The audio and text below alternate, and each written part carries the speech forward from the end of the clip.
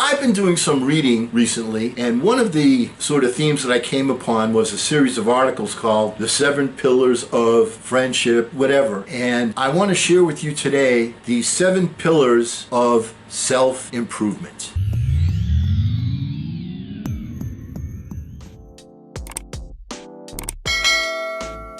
Hello again, everyone. I'm Eli's dad with Project Eli, where we educate, lead, and we inspire. Today, as I indicated, we're going to review the 7 pillars of self-improvement. It was an article originally written by Scott H. Young, and I thought it was excellent. And I'm going to give you my spin. I'm going to take the 7 things that he mentioned and give you my spin. I think it's really, really good article. First pillar that we want to examine is habits. You are your habits, and then your habits become you. It's as simple as that. Take a look at the habits that you have. Do you wake up in the beginning of the day and is the first thing you're doing going to social media? I've talked about that ad nauseum. The point is, the first thing you need to do in your habits is get yourself focused. I suggested a way to do that, which is to give yourself some quiet thinking time every day. If there's another way to do it, that's great. I'm sure that there is. The point is, find out your method that gets you heading in the right direction. That's one habit. Another habit is having singleness of purpose. You know, is your life just one major distraction after another? You jump from this to this to this to this? Or do you have that particular focus, and are you working on that? Do you set up things that you need to do during the day? Do you visualize achieving things, moving you along? These are the things that we talk about with habits. Second one, goal setting.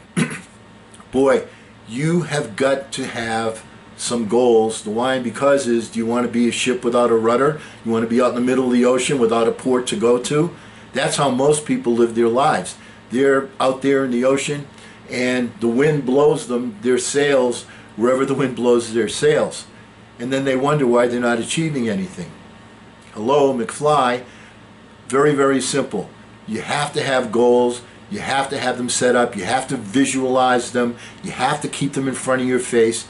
This is the way to achieve. You must have goals. You must write them down.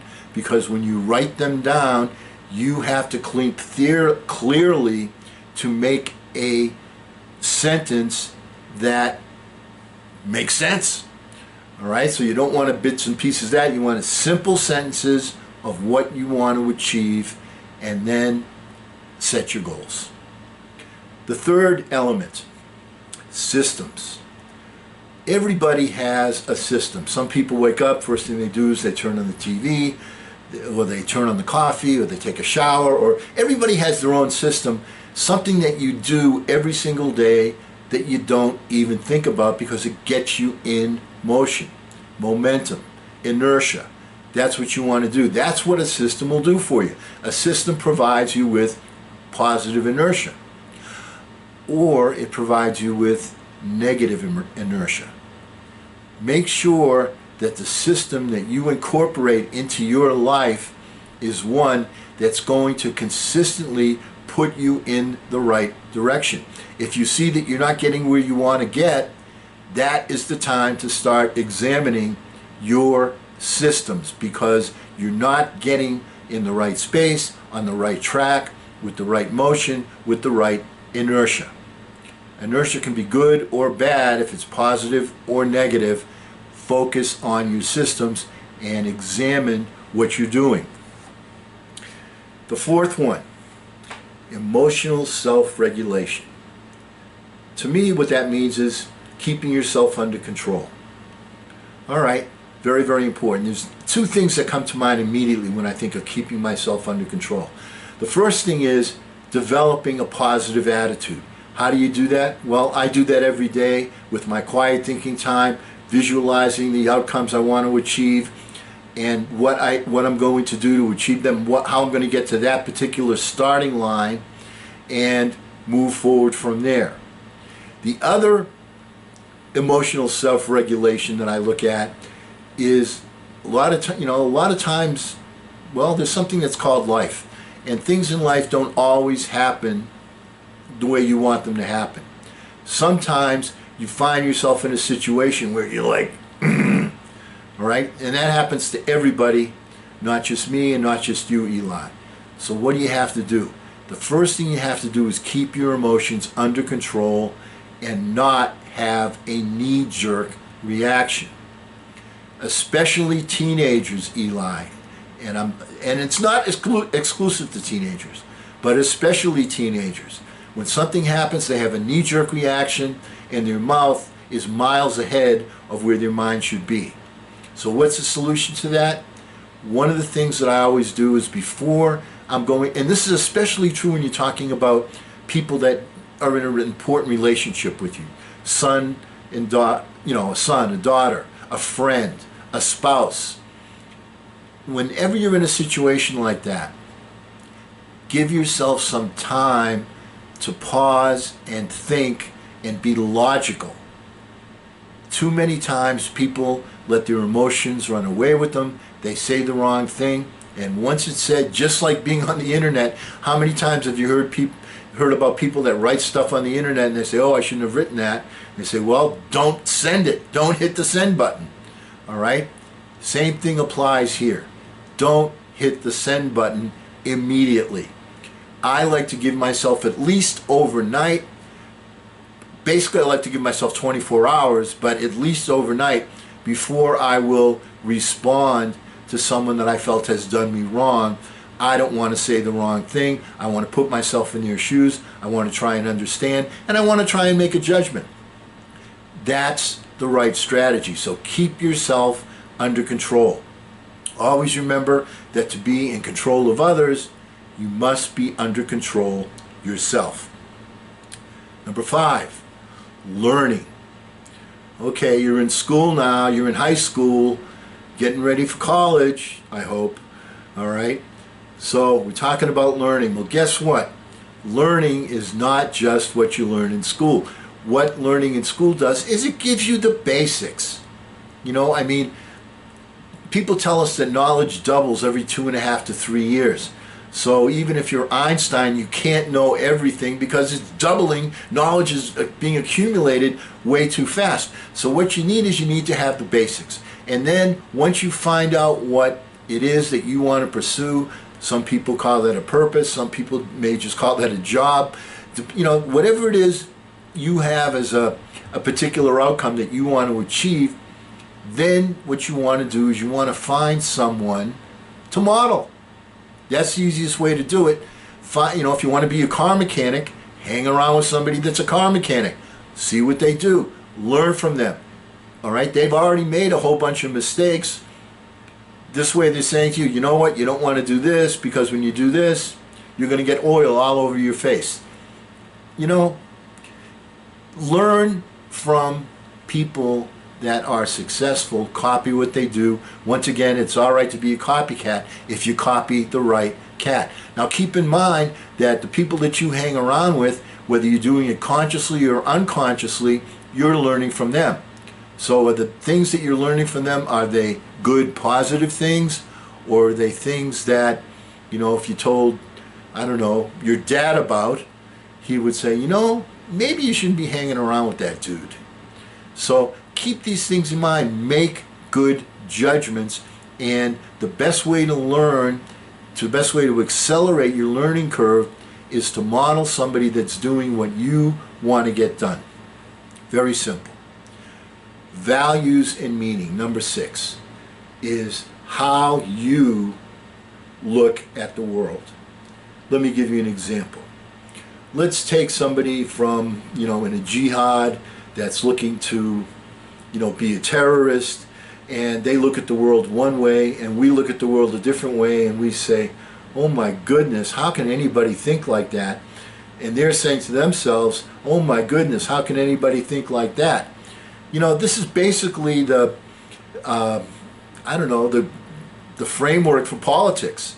I mean, in today's times, we couldn't, we got 2 candidates for president, Mr. Trump and Mr. Biden, and certainly they have alternative viewpoints. So which viewpoint is the one that most aligns itself with the way that you feel. That's a decision every voter has to make. But the way you look at the world makes a difference in the judgments that you're going to make. You know, so I think of things. You know, one of the things that bugs me is all these shootings that we have. You know, where kids go into high schools and things like that. And I have my own thoughts and my own ideas on that. You know, some people would say, well, if you get rid of the guns, the kids won't have guns. And other people say, well, if you get rid of the guns, then we're not going to be able to stop these people that have guns. Hello? You know, there's two ways of looking at everything, and how you look at the world is a key element to, you know, your self-improvement. And finally, we're going to talk about thoughts and beliefs. And this is a very, very critical piece of your self-improvement. What do I mean by thoughts and beliefs? I mean the story that you tell yourself, your self-talk. I'll give you an example. There are some people, and I'm not one of them, okay? But I might become one. There are some people that say to themselves, you know, I'm a little bit overweight, okay? That much I can say to myself. But what I can't say to myself is, well, I'm big boned, that's the reason why I'm overweight. That's the story I'm telling myself. You know what? I know that ain't true. I'm not big boned. So if I want to lose this weight, then that's a conscious decision that I have to make. That's the story that I tell myself. If you tell yourself you're a shooter and you're thinking like a shooter, you become a shooter. That was one of my biggest, I don't know, negatives as a basketball player.